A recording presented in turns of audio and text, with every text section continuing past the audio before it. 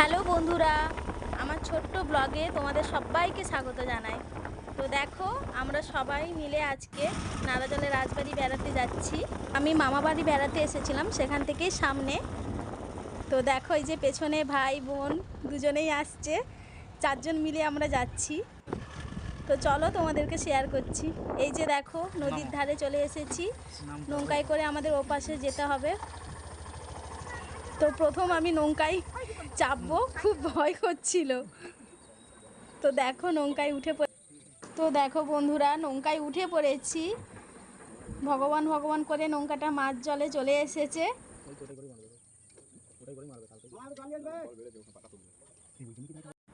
তো জলের ভালোই স্রোত ছিল। দেখো অবশেষে আমরা পৌঁছে গেছি। তো সবাই পার হচ্ছে, দেখো আমরা নেমে গেছি নৌকো থেকে। এবার হচ্ছে যাব, গাড়িয়ে উঠেছি। এই যে দেখো আমাদের পুচকেটা সারাক্ষণ মাই মাই করে চিল্লাচ্ছে। একসাথে বেড়াতে বেরিয়েও খুব আনন্দ। তো দেখো আমরা পৌঁছে গেছি রাজবাড়িতে।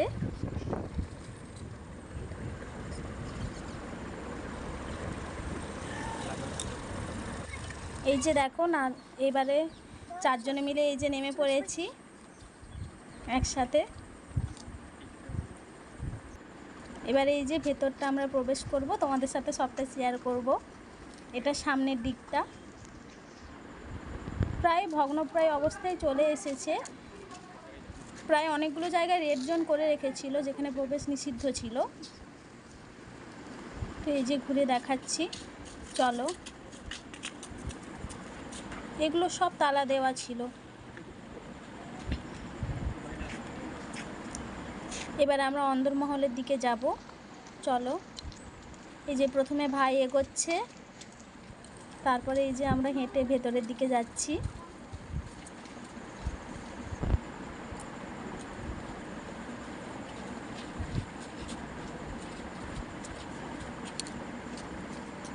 এটা ছিল নাট মন্দির রাজবাড়ির।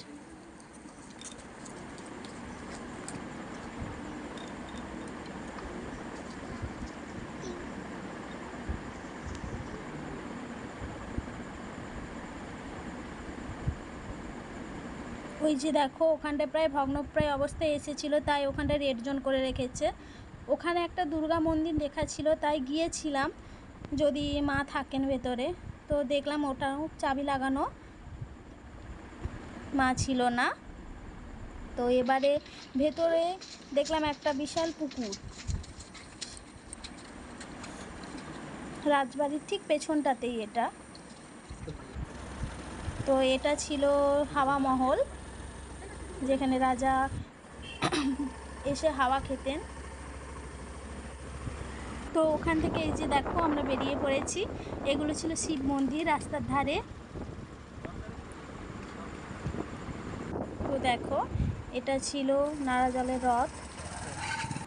তারপরে আমরা চলে এসেছি, এটা দেখো পুরো পুকুরের মাঝে একটা হচ্ছে রাজবাড়ি, যেখানে সুড়ঙ্গ দিয়ে রাজা আসতেন।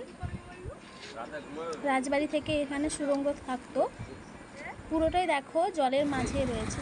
এরপর বাড়ি যাওয়ার পালা, আমরা সবাই বেরিয়ে পড়েছি বাড়ির দিকে। দেখো, তোমাদের ভালো লাগলে লাইক শেয়ার কমেন্ট করে দিও। এরপরে আমরা ছবিগুলো দিয়ে দিলাম।